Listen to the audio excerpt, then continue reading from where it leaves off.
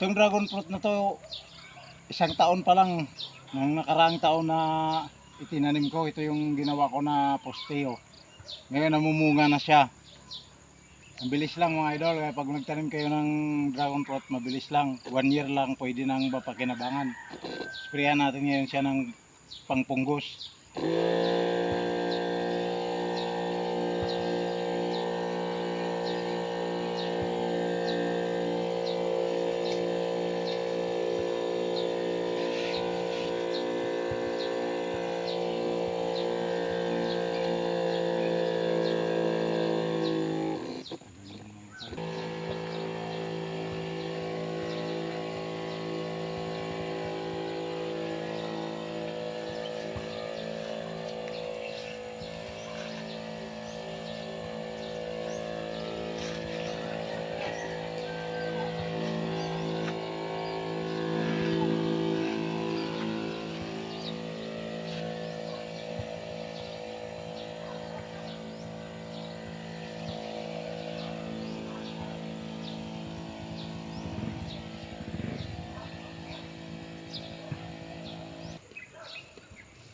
Sa pusin ko pa itong